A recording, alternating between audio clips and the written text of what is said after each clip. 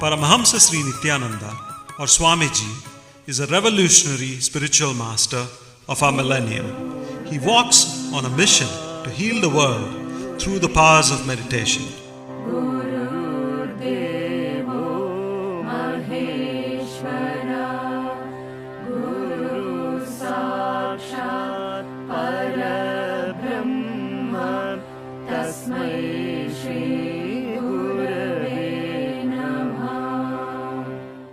Swamiji chose to be born as Rajashekharan in the sacred town of Tiruvannamalai in southern India.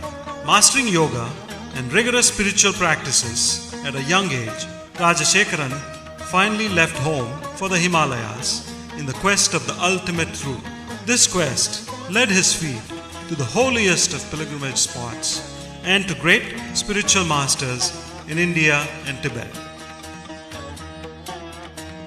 After years of wandering, study, and intense penance, the boy Rajashekharan experienced the ultimate flowering of consciousness on January 1st, 2000.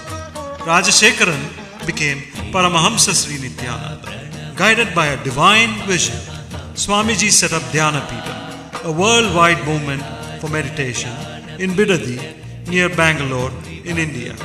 At the ashram, seekers aged between 8 and 80 live and learn in the Master's presence.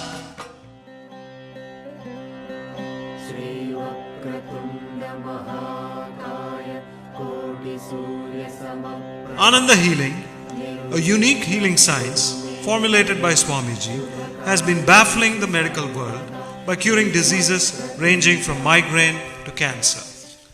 Qualified individuals are also initiated by Swamiji into Ananda healing. Today there are over 300 healing centers and over 700 healers worldwide.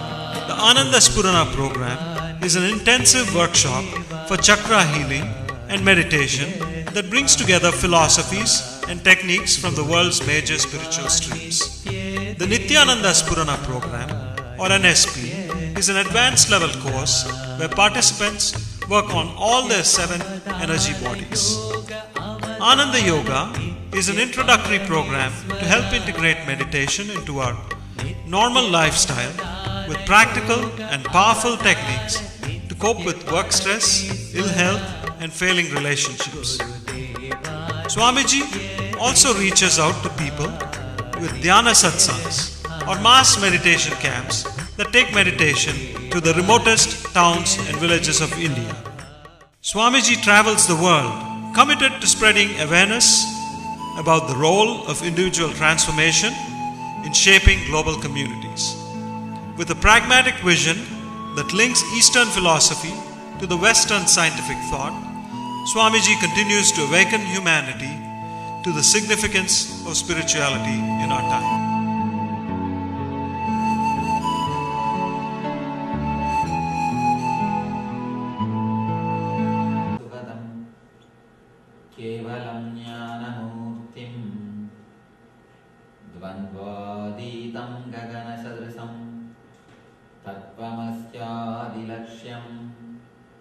एकं नित्यं विमलमचलं सर्वदी साक्षिभूतं भावातीतं त्रिगुणरहितं सद्गुरुं तं Namami.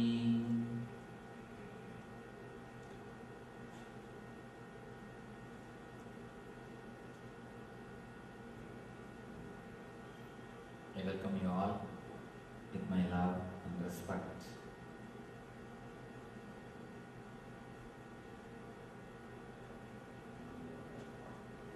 Today's subject is love to survive.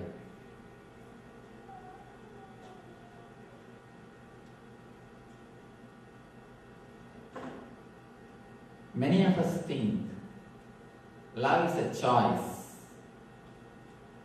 Experience of love and expression of love is a choice.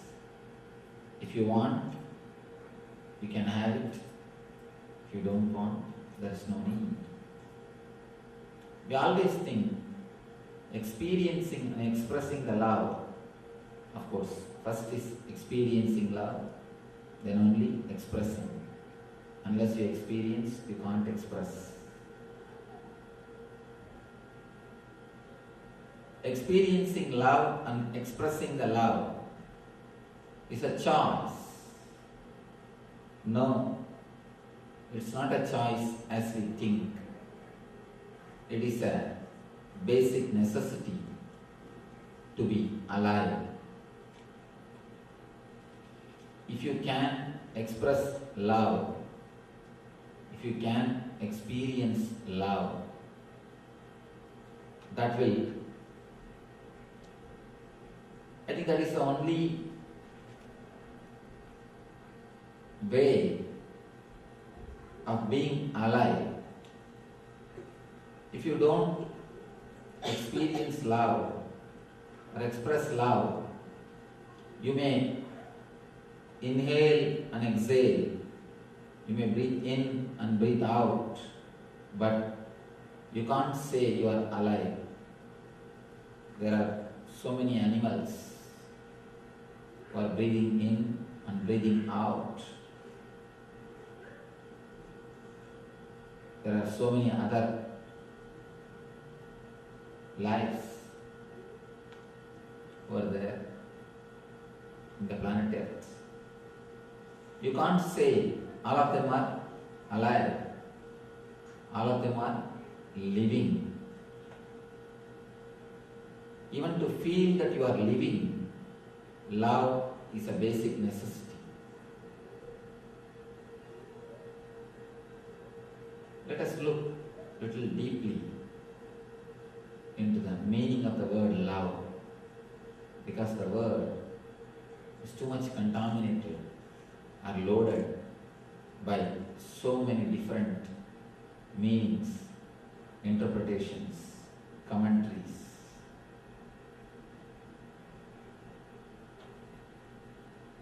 Leave about the idea of selfless, great spiritual love. We don't even have to bother about that. Let us first start talking about the normal, simple love with all the possessiveness, jealousy, what all the side effects it causes, with everything. Even that love does a lot to your body and to your mind. Next we will see the selfless spiritual love or a matured love. First, let us analyze the love or the feelings which we share in our day-to-day life, which has got all its side effects or after effects, possessiveness, jealousy, and anger. All these happens as after effect of ordinary love. Even this love does lot to your body, does lot to your mind. The other day I was reading a magazine. There is a survey report. I was amazed to see the reports. The title itself says, Live Forever. The title says, Live Forever. 11 techniques, 11 important instructions to extend your life at least 20 years. They have given 11 important instructions with a standard statistics, survey reports, which is supported by scientific survey reports not simple instructions. All the 11 belong to love. All the 11 belong to love. They say even carrying a pet animal creates a hormone in your body which makes you feel ease with your body. Even carrying or spending few minutes with pet animals does a lot to your system. Caring pet animals can do so much means. Surely caring for your husband or caring for your wife will do a lot more. And how people die if they are single or widowers, and how life is extended, how low chance of cancer, depression, if you are caring or being cared by somebody.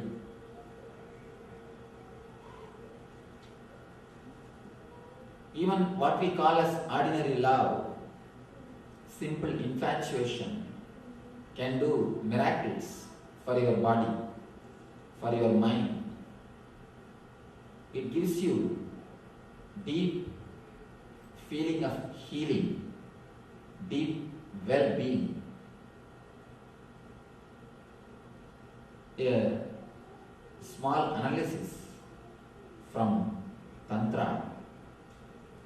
Tantra says 5 kinds of restlessness happens to you which can be healed by an ordinary lover, by ordinary simple human love.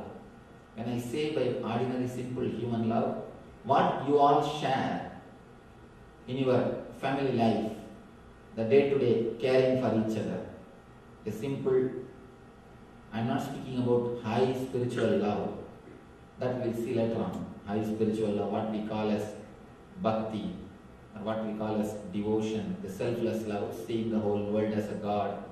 All those things are second.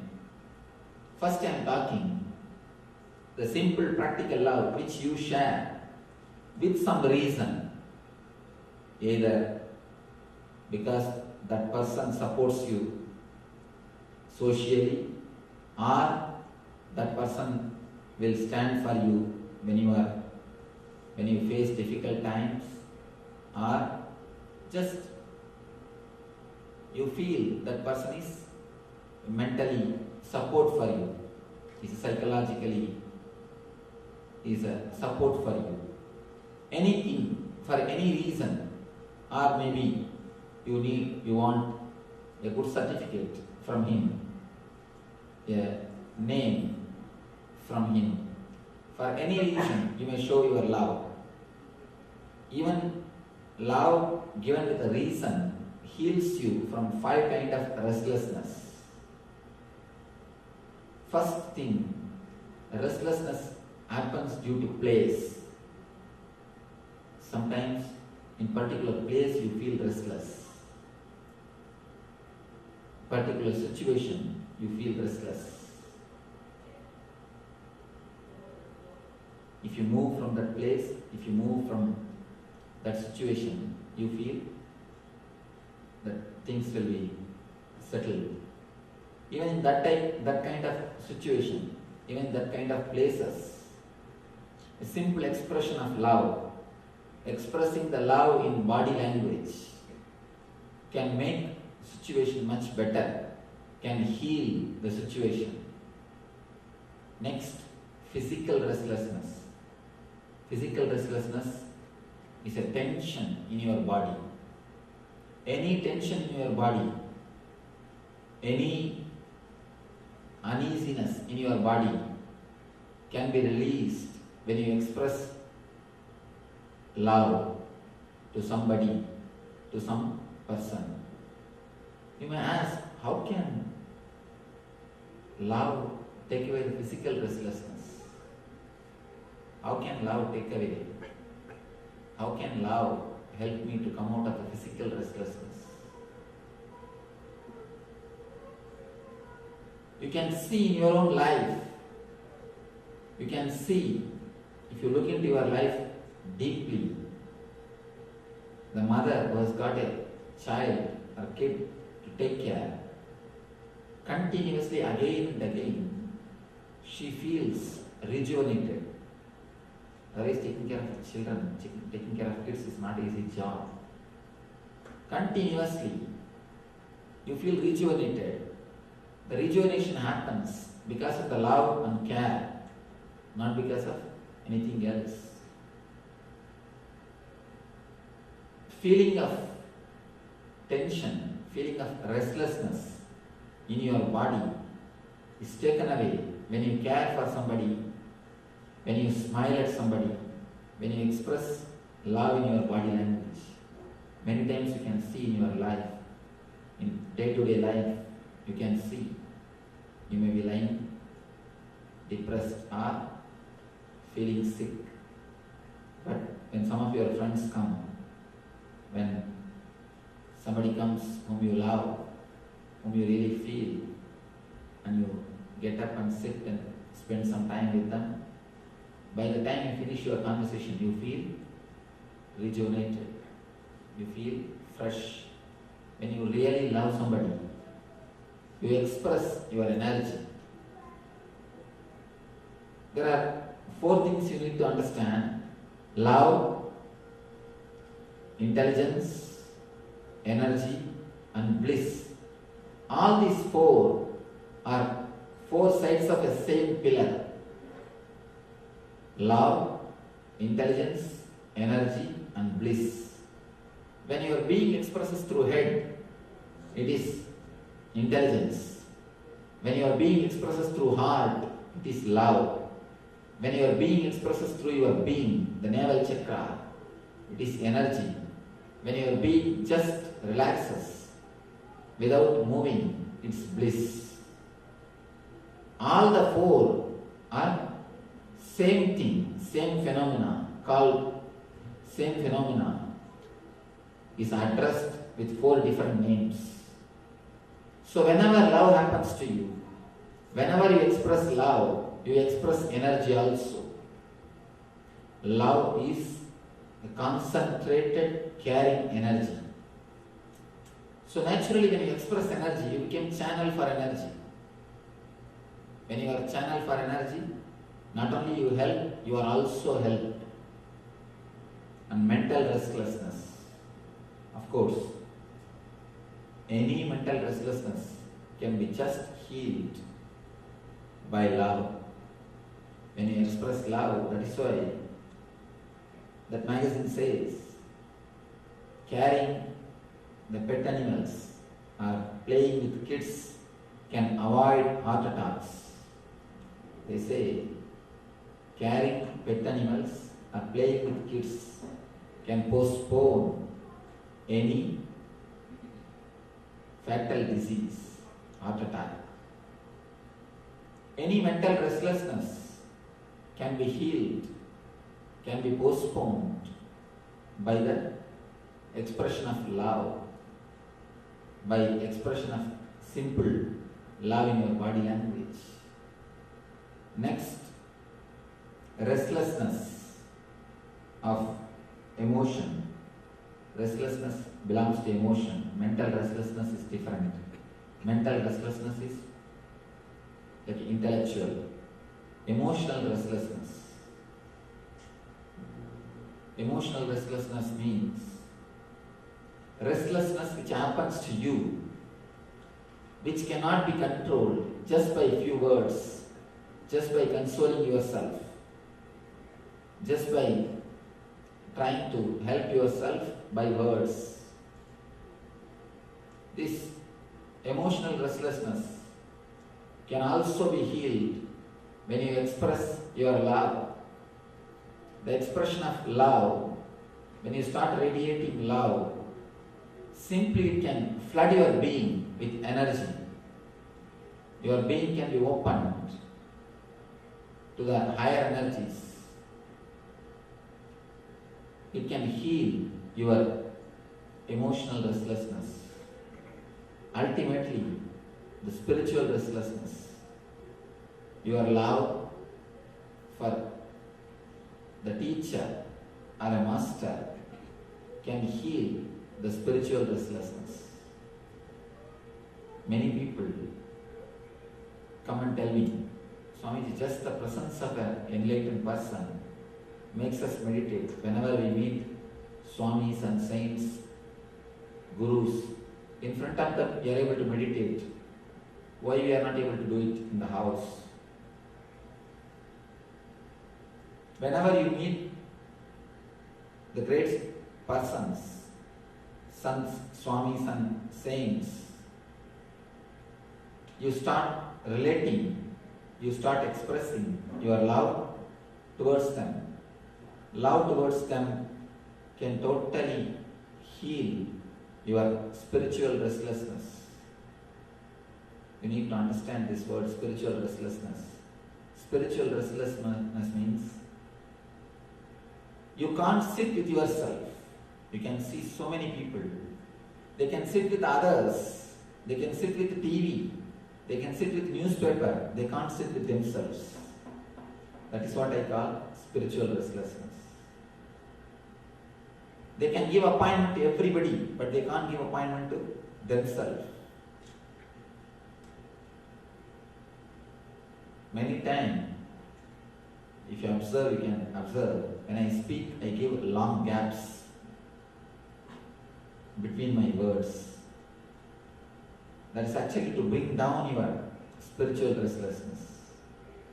People who are not spiritually interested, people who are not really matured enough to listen these great ideas, they can never sit and listen to the spiritual discourses, at least with me. Because continuously your mind needs food, your mind needs something. It is jumping from thought to thought, thought to thought, thought to thought. When I give the gap, it creates a feeling of boredom. It just creates a feeling of boredom. And it says, all right, let us go. All right, let us move. Only a man who can sit with himself can listen to these great words. One more thing. If he can't even sit with himself, how can he be helped even if he listens to my words? No. He won't be helped even if he listens to my words. That is the reason. Many people ask me, Swamiji, when you give gaps, what do you mean? Why do you give so much of gaps between your words? Even when I speak in my mother tongue, especially in the public discourse, I give a lot of gaps. Sometimes I suddenly stop in between the sentence, and even 30-40 seconds I give gap. The mind is such, it continuously asks, waits for the next word. Why you feel so comfortable in front of TV and cinema?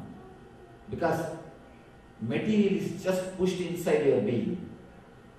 So much of stuff, so much of ideas, so many things are sent inside your being. Your restlessness is supported and increased. Then you feel really comfortable. Your mind is aggravated. And any food which is spicy, why do you enjoy so much the spicy food? Again, too much of stuff is sent inside. Whenever your restlessness is aggravated, and the same way, the itching sensation, spicy food, watching movie, all these things are equal to itching sensation. When you scratch, you feel comfortable. Spicy food is nothing but scratching the tongue. It gives a sort of a comfort by scratching. Same way, too much of materials being pushed inside, too much of stuff being thrown into your mind, especially watching movies and watching the TV. Your intellect is just pushed aside. Your consciousness is just pushed aside. Simply, the information is flooded inside your being. You should understand one small thing about watching movies.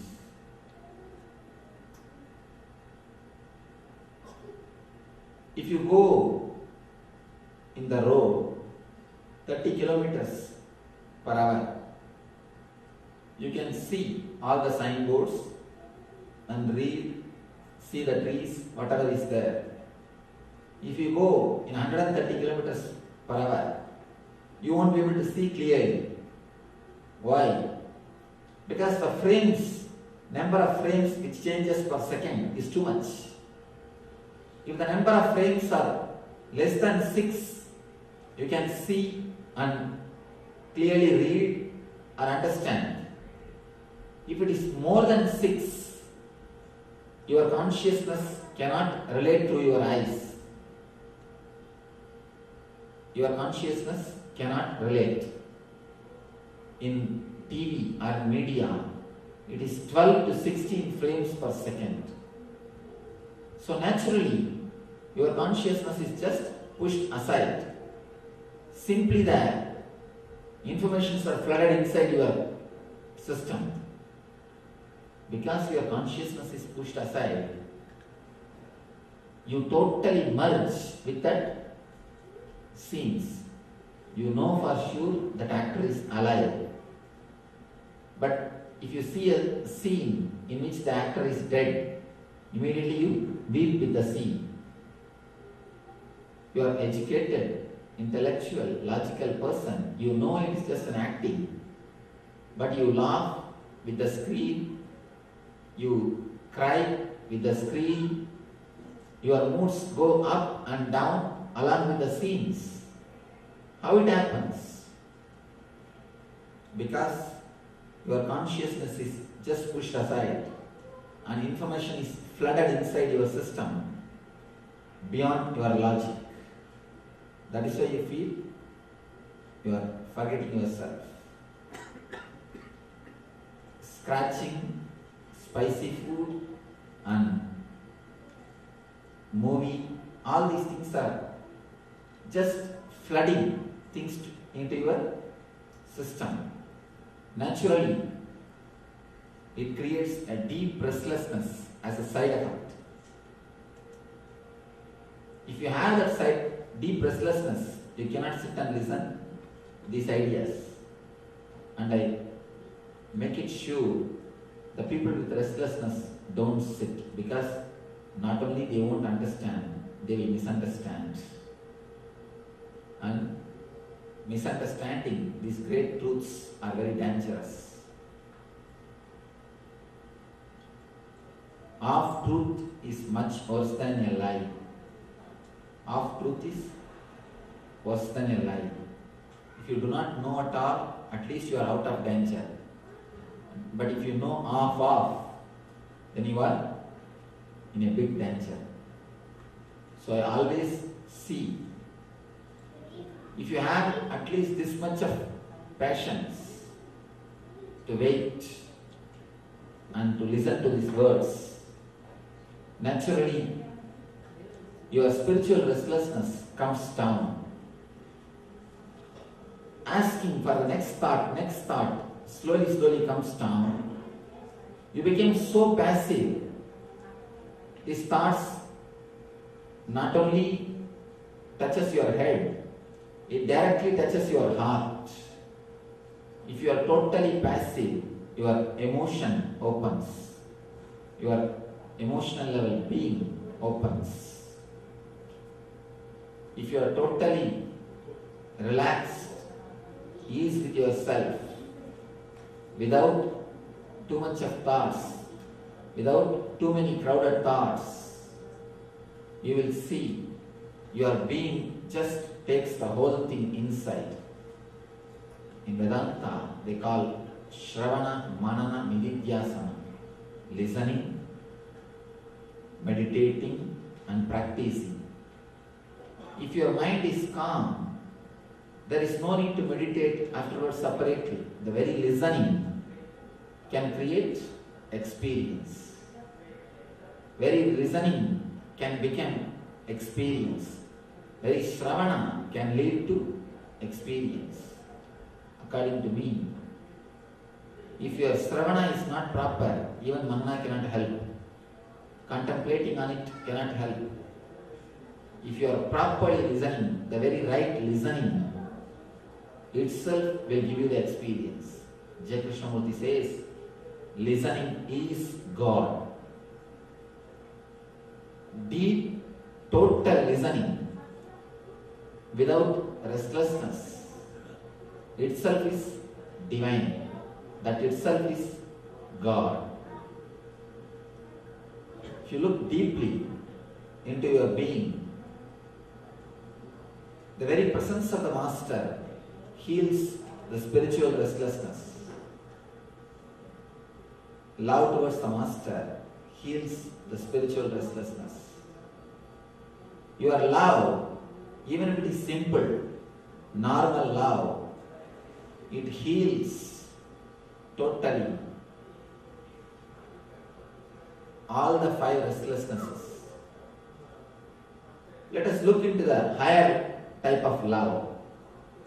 Love which is experienced by Meera, by Chaitanya, by Ramakrishna, of course, by Ramana Maharshi. All these great saints, Ramakrishna says, my love for the divine is totality of 3 major kinds of love. A miser's love for his money, a chaste wife's love for her husband, and mother's love for child. All the 3 put together and something more is my love for divine. Of course, we won't be able to understand just by this 3 definition, 3 words. It's almost like a feeling of being one with the other, falling in tune with the other, falling in tune with the other person, other being. It's a ecstatic, highest expression of your being. Meera, just by the word Krishna, puts her into ecstasy. Just the word Krishna can put her into the ecstasy. In Narada Bhakti Sutras, the sutra says, if the tears roll down in your eyes listening to God's name, the divine name, be sure that is your last janma. That is your last birth. The first teaching of Ramakrishna in his Gospel, there's a book called Gospel of Sri Ramakrishna. The first teaching, he says, if you can shed tears when you listen divine name, last name, be sure that is your last birth. Just the remembrance of the divine puts them into divine ecstasy, love, feeling of joy. Annamacharya, if you listen to his kirtans, if you listen to his songs towards Balaji, he feels that divine is there. It is an experience for him. In some of the verses, Ramana Maharshi abuses Arunachala. He just abuses, blames. What are you doing? You are the house owner, or you are my husband. But when the thieves are coming inside and taking me, what are you doing, O Arunachala? He is asking Arunachala. Beautiful verse. 5 senses are the thieves who are coming inside my house and trying to take my being. You are my husband. What are you doing seeing this? You are the Atman and you are my husband. You are inside me. What are you doing? Don't you feel ashamed of letting your wife be being taken away by somebody else? Are you man? He is asking. He blames Arunachala. When somebody asked, Bhagavan, how can you say all these things towards God? Bhagavan says, for you all is a faith, just a belief. For me, he is a living being. For me, he is a living being. A small story. One devotee, he was continuously praying to Vishnu for 10 years. But somehow Vishnu did not do darshan for him. He was intensely praying, but Vishnu did not appear. Then he decided, all right, now onwards I am going to pray to Shiva. So he pushed the Vishnu statue aside and brought on Shiva, started praying, doing puja. He lit the incense and started doing puja. He saw the incense slowly going to the nose of Vishnu. The smell is spreading all over the room. Naturally, it will go to Vishnu's nose also. Immediately he thought, so many years I worshipped him, he did not give darshan. Why should this smell go to his nose? He jumped and caught hold of the nose of the Vishnu Vigraha, and started pressing it as tightly as possible. And he started shouting, you fellow, you should not smell my incense. Only Shiva should smell. 10 years I prayed to you, but you never gave darshan. You should not have the smell of my incense. He was just pressing it as hard as possible. Suddenly he saw he is pressing somebody's nose really. He saw somebody is there really. And he is holding somebody's nose. He opened the eyes and saw Vishnu was giving darshan to him. Vishnu was there, appearing in form. He left the hand and started begging, O Lord, how many years I prayed to you, you did not appear. But why did you come? When I was pressing your nose and not letting you to smell the incense. Vishnu says, all these years you prayed to me, that is true, no doubt. But you never felt so intensely, I am alive and living being. Always you thought I am a statue. When you prayed in front of the statue, you thought it's only statue. But when you punished, you really felt I am alive in that statue. When you punished, you felt the intensity was so much. Your feeling was so deep that I am in this statue. That is why you punish the statue. Will you go and hold the nose of statue? No. Unless you have a deep feeling, it is God, you will not punish.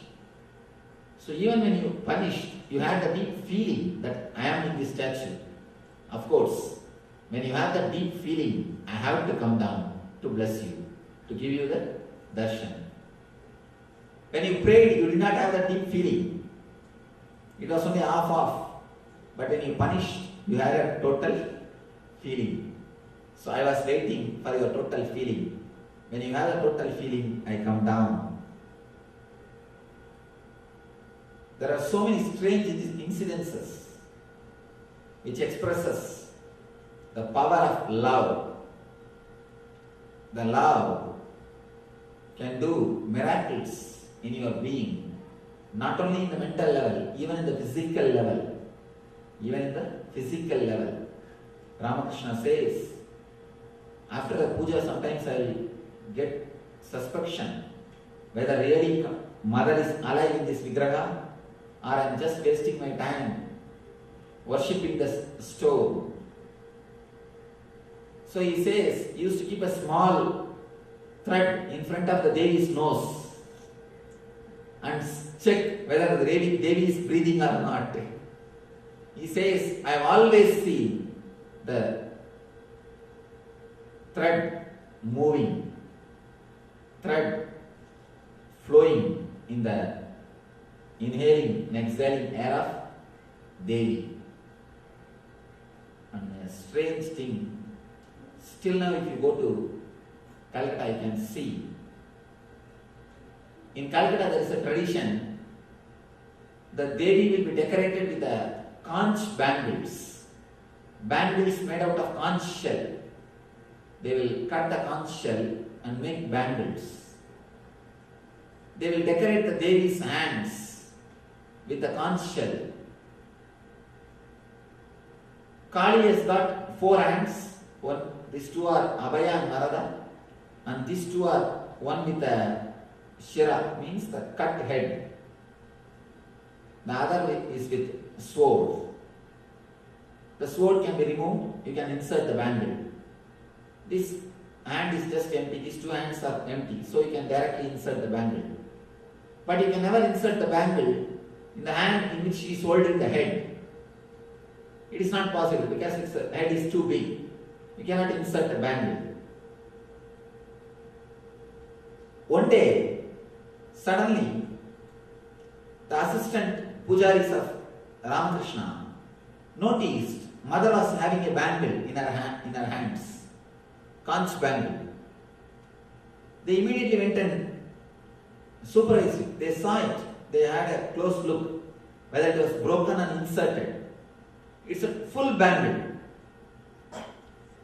A stone vigraha is wearing a full conch bangle without any damage in it.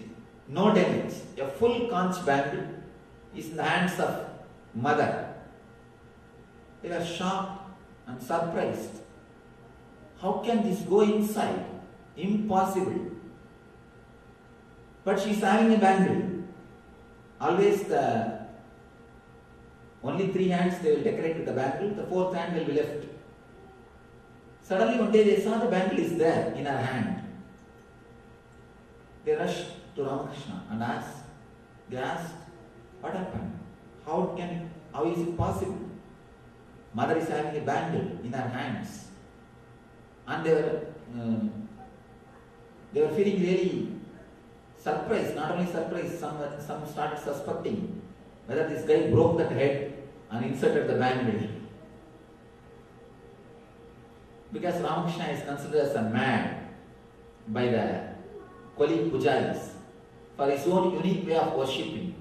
Because before doing Nivedya, he will eat that food little bit and see the taste, then he will offer it. He will do all sorts of weird things which Shastras cannot accept. But his love was such, mother accepted everything. But the pujaris always had a suspicion, they had a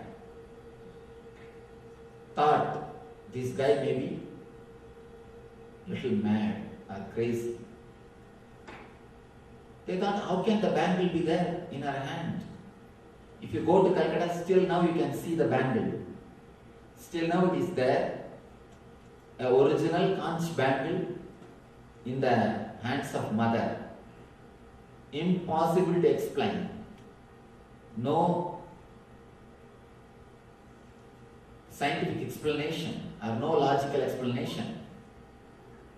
They rushed and asked Ramakrishna, how is it possible? What did you do? Ramakrishna said, what is there?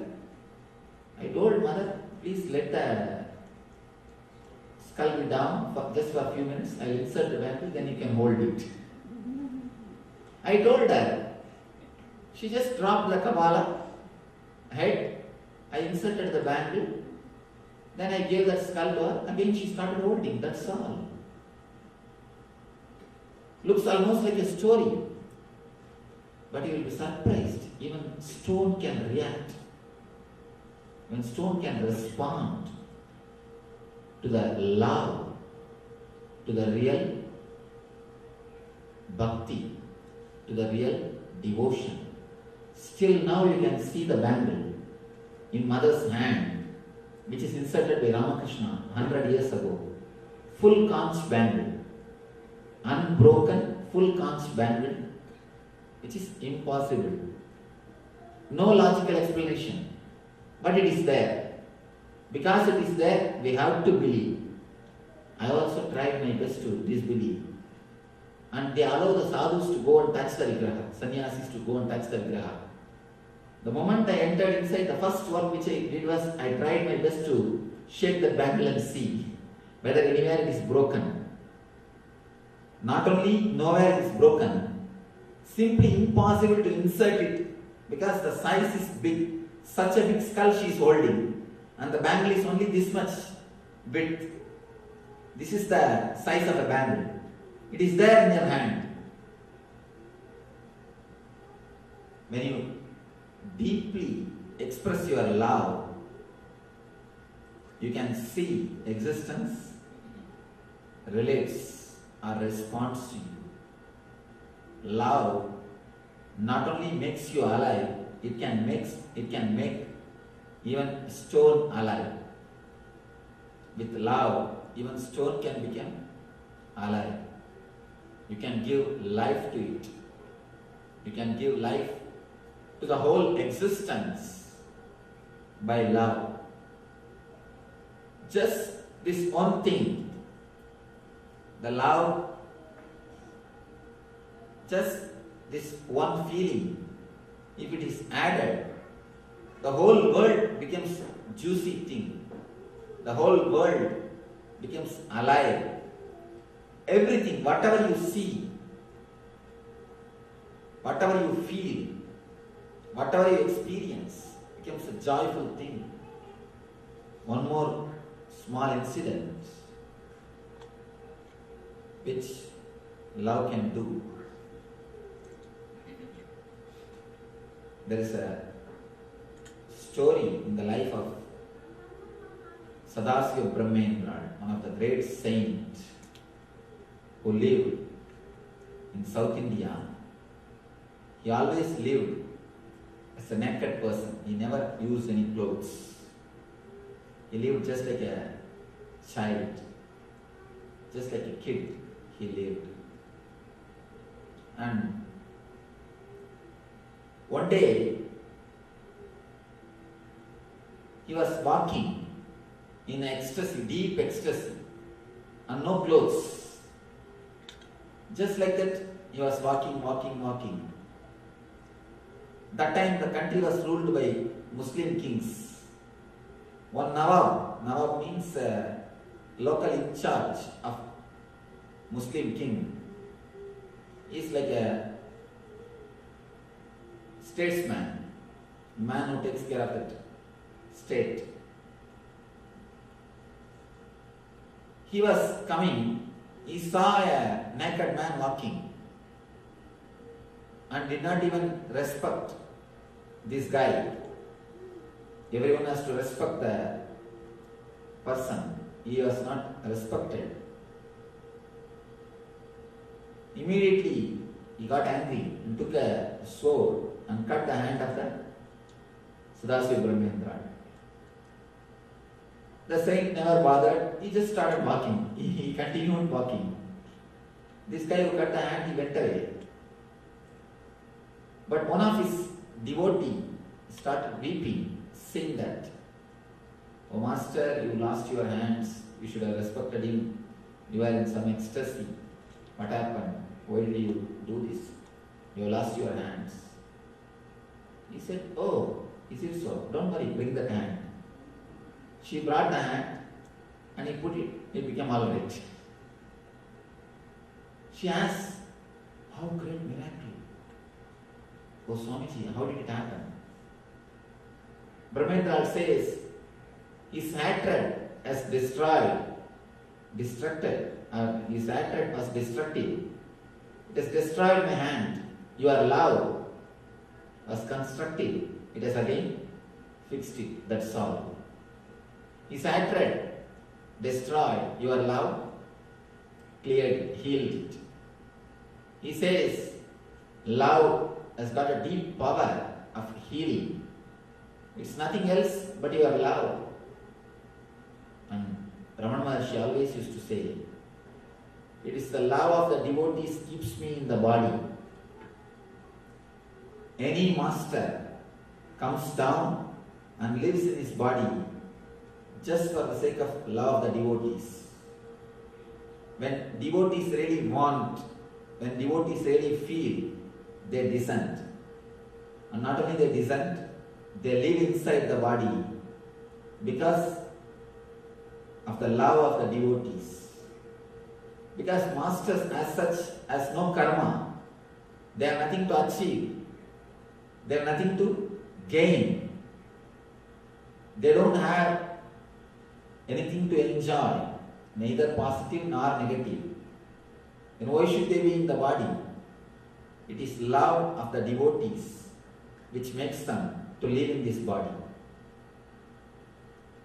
If you feel the normal simple love, and if you express the normal simple love, which we call love with all the expectations, there's only two kinds of love. Love with expectation and selfless love. When you express the love with expectation, even that love heals 5 different kinds of restlessness. As I was telling you, love without expectation again does miracles in your life. Ordinary love gives life to yourself. Selfless love gives life to even the stone which you see and worship. Even ordinary stone can become God. Even ordinary man can become Guru. One more small incident. One guy was searching for an enlightened master. He did not get any master. He was tired. Finally, he decided to go to a forest, and whomsoever he sees first in the forest, that person will be his Guru. He went to the forest, sat in a road, and decided anybody who comes on this road first, he will be my Guru. He was sitting. After a long time, one guy was coming, but he was running. This person jumped and caught hold of that person and caught hold of his feet. Oh Master, you are my Guru, you are my God. Please help me, guide me. Actually, the person who was running was a thief. A thief, after stealing in the palace, is trying to escape. But this guy caught hold of his feet and started praying. Please guide me. Give me enlightenment. You are my God. You are my Guru. The thief said, Arey, I am a thief. Leave me. I have to run. Don't you see I am carrying all the jewels? Police is chasing me. Leave me. I have to run and escape. He said, No, you are my God. Please bless me. Give me enlightenment. You are my Guru. I have accepted you as my Guru. Thief said, Arey, I would have killed you, but now I don't even have time for that. Even if to kill you, I have to spend 10 minutes. But by the time police will come and catch me, if I spend 10 minutes on you, leave me. This guy is not ready to let go. No, you are my God. Then the thief said, all right, you say I am your Guru now. Now listen what I say. Close your eyes and sit. Don't open your eyes till I say. The moment he said, disciple simply obeyed. Then the thief escaped. Then the thief ran away. This poor guy who believed in his instruction, the thief's instruction, is sitting. His mind said, he is a thief, why are you listening to his instruction? Better let us search for somebody else. But his conviction and faith, that part said, no, once you decide. He decided, all right, I will sit. Whether I live or die, I don't bother. I'll sit and see the end. His deep faith and deep love for the Master's word, you will be surprised. The story says, after few days, his tapas, his faith started touching the Kailash. So Shiva has to come down to bless him. The divine has to come down to give darshan. Of course, whether it is mythological story or history, we don't bother. But the idea is truth. What is expressed in this story is a great truth. Love gives life to even the stones. If you express the love with expectation, selfish love, even that heals your five restlessness and gives life to you. If you express the selfless love, it gives life to everything around you. Even a thief can become a guru. Even a stone can become God. Ramakrishna's love for the stone has made that stone as a God. This guy's love for the thief has made thief as a guru. So, when you express selfless love, it gives life to other jivas. So, love to survive and to give life. When you express selfish love, you give life to yourself. When you express selfless love, you give life to everything which is around you. Whether it is selfish or selfless, don't bother. Start expressing love. Let that become your body language. Let that become your lifestyle. Let that become your very life itself. The expression of love, let it become your life and let you feel and experience eternal bliss. Nithyananda. Thank you.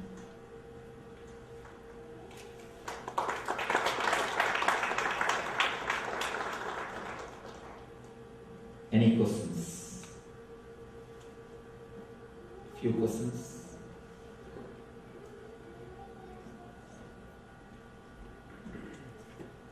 Here is 2 questions. Swamiji, can you please explain to me what part divinity plays in miracle? You say miracles happen. Does divinity make them happen? And then what are you referring to as divinity? This is a question from the Rishi.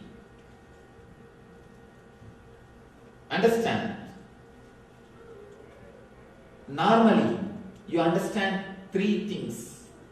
Doer, things done. Actually, the 3 things you need to understand. First thing is the person who does. Second thing is the act. The third thing is the thing which is done. Doer, act, and the result. All these 3 things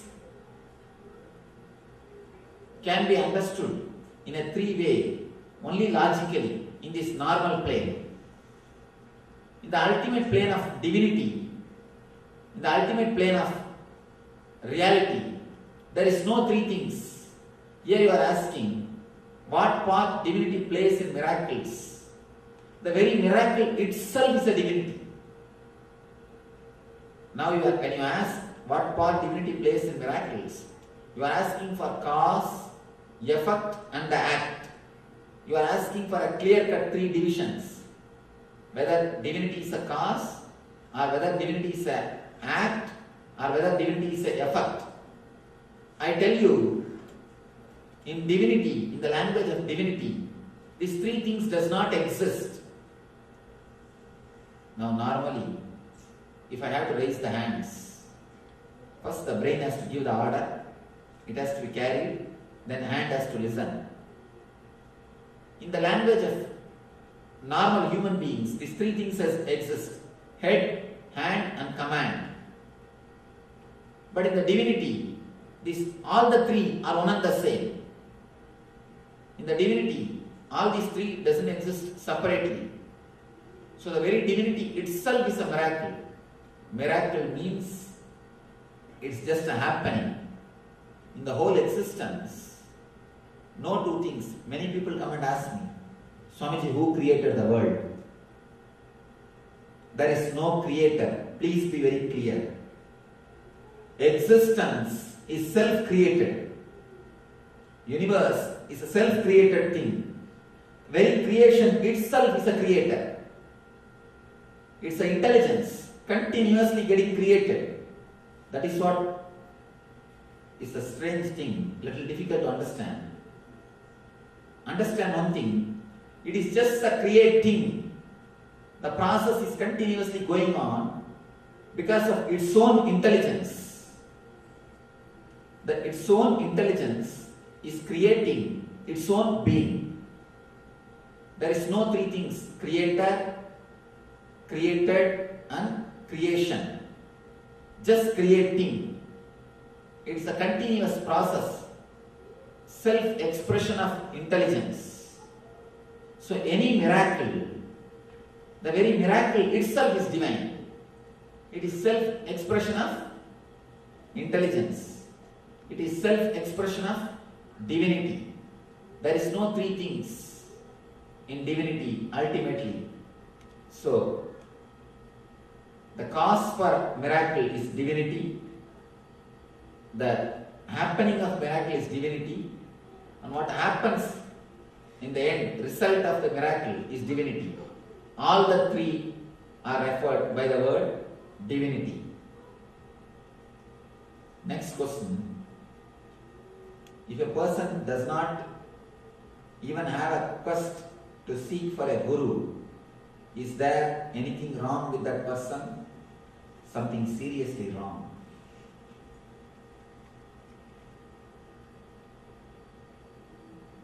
When you do not know that you do not know, at least you know you do not know. When you don't know that you don't know, you don't even know you don't know. When we don't know that we don't know, we don't search for master. When we don't know that we don't know, we don't even know we don't know. When we know that we don't know, at least we know we don't know. We can start to know. A small incident which happened in P.D. Auspenskai's life. Yesterday I was talking about Albert Einstein. He is the guy who became enlightened because of physics. We can become enlightened even through physics. And this P.D. Auspenskai, he became enlightened because of logic and mathematics. If you go deep into any subject, you will become enlightened. Because all paths lead to same goal. There is no need. You should do only puja or meditation. Even if you do scientific research, deeply to the end, that's what I always tell. If you are logically logical, you will go beyond logic. If you are logically logical, you will go beyond the logic. This P.D. Auspenskai, he became enlightened by mathematics, deep search in logic and mathematics. He met his master, George Gurdjieff, in a casual way. And when P.D. Auspenskai met George Gurdjieff, Auspenskai was a reputed, world-famous mathematician. And George Gurdjieff is a simple man. Nobody knows about him. But some energy of George Gurdjieff attracted Auspenskai to go and talk to him. They met casually in some place. Auspenskai then went to Gurdjieff and asked, I feel you know something which I do not know. Can you teach me? Can you help me? Guruji said, what? You are a world famous mathematician. What can I teach you? You have written such a beautiful book. He has written a book called Tertium Argam. Wonderful book. Third principle, it is called. How can I teach you anything? Auspansky said, that I do not know. But one thing I am feeling sure, that you know something more, you can teach me. Then Guruji said, all right, if that is the case, go to the next room and sit and start writing what all things you know and what all you don't know. What all things you know and what all things you don't know. Make a list. Then we know what you know and you don't know. And whatever you don't know, I will start teaching about it. And Auspansky writes, when I went and sat with a paper and pen to write what all I don't know, what all I know. First I was asked to write what all I know. More than 2 hours I was scratching my head. Finally I understood, I do not know anything. Whatever I know is very superficial knowing. It is time you search for the master. You are qualified to get a master. As long as you have the illusion, as long as you have the feeling, things are going well. Without they are going well, naturally you are in great danger. You are in an illusion that everything is going well. That is the reason you are not in search of master, or you are not in search of spiritual teachings. If a man is not having a quest even to search for spiritual teachings, then you can be sure that he is living a life in which you do not even know that you do not know. That's all. So, not even searching for a master or a spiritual teaching shows very clearly he is in a deep darkness without even knowing he is in darkness. If you have had a glimpse of light at least once in a while, only then you will know that you are in darkness. If you never had even a glimpse of light, you cannot know, you will not even know that you are in darkness. A small story. One man who is born blind went to a doctor and asked, "Doctor, can you help me? Can I have my vision back? Can I see?" Doctor said, "Don't worry, I will do some operation. You will have your vision. Then you can walk without stick." The blind man replied, "Doctor, I understand 2 things. You will do operation, I understand. I will have my eyes back, I will understand. But how can I walk without stick?" Long time he was walking only with stick. So he started thinking, stick is something related to his very walking itself. He cannot walk without stick. Doctor said, "I cannot answer your question intellectually. Only when you get your eyes, you will understand. Then you will understand you don't need stick." Same way, only when you get a glimpse of light, you will understand in which darkness, in what type of darkness you are living. Then you will start searching for master or spiritual teachings. Thank you. Anybody? Yes. When all the masters are manifested of divine manifestation, why is it that a person will be attracted to a particular master, not all? Yes. Please be seated. Ramakrishna says a beautiful example. Same fish, mother cooks in 10 different ways for 10 for different children. Same fish for 10, all our 10 kids, she cooks in a different way. One fish, she makes it as a sweet dish. One she makes it hot spicy things. One she simply fries and gives. 10 different tastes. Based on the taste and expectation, she cooks and feeds. Actually, we have our own mental setup. We have our own expectation. Divine fulfills you the way in which you want it. For some people who are well-read, intellectual, for them Shankara suits. The ideology of Shankara suits more for him. But Meera and Chaitanya never suits for him. He doesn't feel attracted to Meera and Chaitanya because they are always singing and dancing. He says, what foolish thing it is, continuously singing and dancing. The guy who is attracted to Meera and Chaitanya, an ecstatic love, who is in bliss, he says, what foolish thing, continuously sitting and analyzing. Drop all those foolish things. Person who is head-oriented, he gets attracted towards the intellectual stuff. Person who is heart-oriented, he gets attracted towards the devotional things. Person who is being-oriented, he gets attracted towards the meditation. There are so many paths, so many masters, so many ways.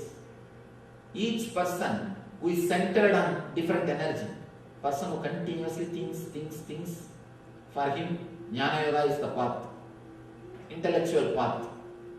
Person who continuously is centered on emotions, who is emotional, he is the Bhakti Yogi. For him, Bhakti Yoga is the path. Person who is more being oriented, silent, introvert, for him, meditation is the path. Whomsoever is based on any individual or particular energy, particular mental setup, he is or she is attracted towards that type of guru, towards that type of philosophy, towards that type of master. So that master, that guru, that philosophy attracts him. That's what yesterday I was telling. If you find your right master, suddenly something will happen between you and him. Synchronicity. Like almost like a falling in love. It's not even falling in love, raising in love. When you fall with normal persons, it is falling in love. With masters, it is raising in love. You suddenly feel he is expressing what you think. He is exactly expressing what you always wanted to hear. You will see, simply your heart feels in tune with him. He is your master. Till that happens, continue to search. That is the right way of seeking. That's the reason with somebody you get attracted. With somebody you get attracted, somebody attracts you. Yes. Does one need a qualification to be bestowed with divine grace? Ramana Maharshi answers this question. Are you alive? That itself is a qualification. That is the qualification. Because the very life is bestowed on you by divine. Very life is a divine grace. Being alive is more than enough. That is the maximum qualification. That is the qualification which is needed. That is more than enough to receive the divine grace. Nothing more is necessary. Else will be taken care by the divine.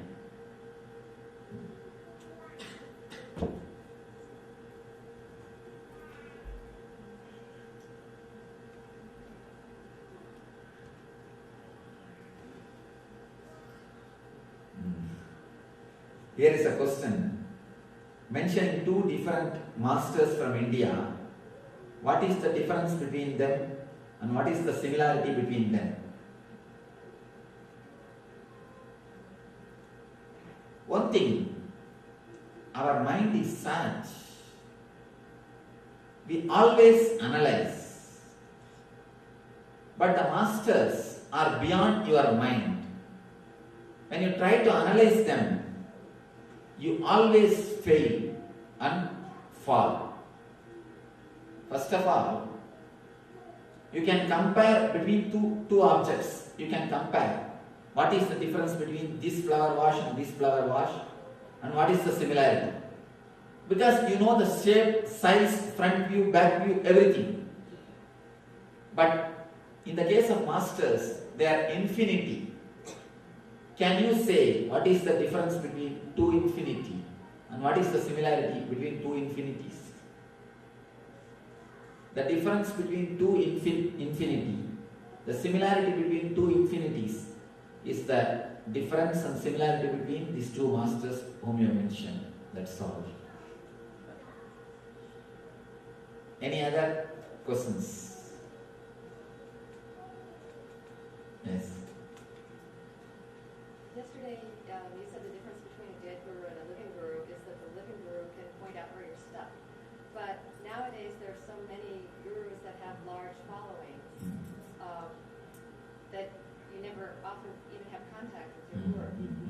If it's being pointed out through dreams or other ways, then the dead guru can do that as well. So could you speak on that? This is one of the important problems the modern day seekers face. Thousands of followers. And one thing, before answering, I myself have to confess. Here you get at least the chance to question me. If you have some relatives in India, especially South India, ring up and talk to them or ask them how many people attend my programs. Sometimes 40,000. 40,000 or 50,000. The meditation camps we conduct are attended 40,000, 50,000. I myself don't give opportunity or not able to give opportunity to all the seekers to put their questions or have direct touch. But I tell you, the living master, by his teachings, let me explain to you in this way.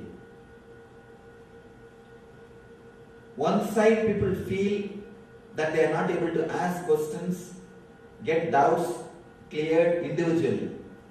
Other side, people always come and tell me, Swamiji, exactly what I thought, what I wanted to ask, you have responded, you have replied. Whenever the question is really sincere, whenever it's a quest, you will see the living master answers it. The living master guides you. The possibility is more in living master than the old dead masters.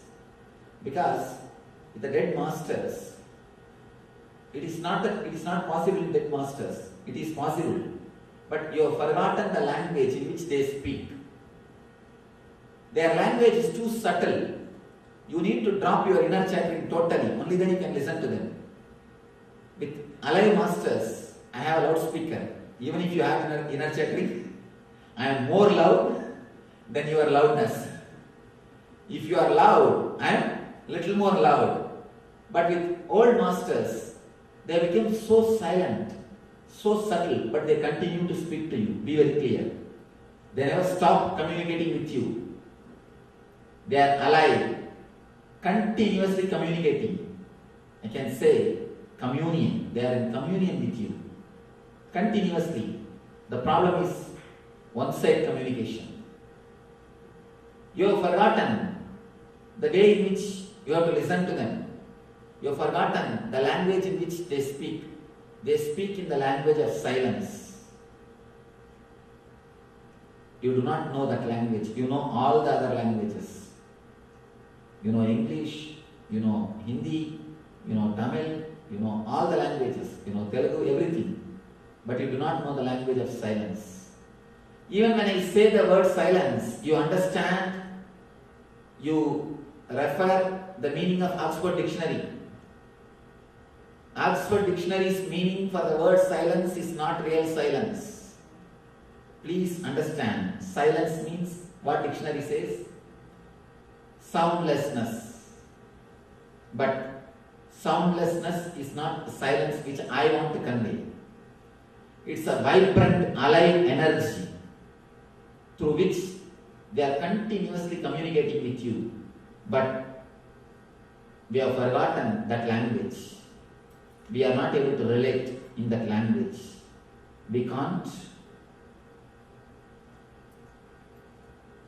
talk to them, relate with them in that language because we have forgotten. But living masters, they express in the language which you understand. They speak in the language in which you can relate. So the possibility is more with the living masters than the old masters. That's all. And with the old masters, you can always project your ego and satisfy yourself. But with living masters, you can never project. You will be continuously knocking on it.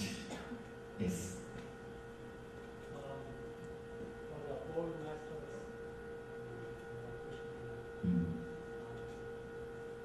I feel that they communicate telepathically. No, please little loud. Pardon, little loud. You can come here. It's not just a language of silence, but telepathically also they can communicate. That is what I say silence. That is what I say the word. You see, the problem is telepathy, all these, I get the commands, all these things, most of the time is expression of our ego. Our own ego plays the double game. You speak for yourself and you speak for him also. You stand in front of a statue and say, "Oh God, please bless me and give me your blessings." And you stand for the statue and say, "I bless you, my son, don't worry. I accept your prayers." Most of the time, you play both roles. Most of the time, your logic plays both the roles. And when you are intense, sometimes you even become schizophrenia.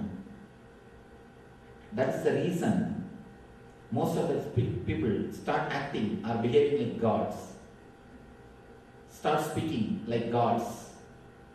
They express even few powers. I always tell them, divine means intelligence. There are so many things going on in India.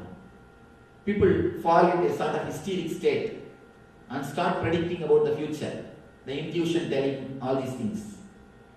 And it is considered that as if the God has descended on them. And people worship them. I always tell them, no. If God descends, you will see only the joy and bliss in their face. But these intuition tellers, they are always suffering. They are in tension. They are in restlessness. If you have seen in India, the intuition tellers are the people who are possessed by God, the so-called God. You can see them. They are restless, agitated, shouting and creating noises. It can never be God. When divine descends, it is so beautiful, blissful, ecstatic, because God is filled with love and energy.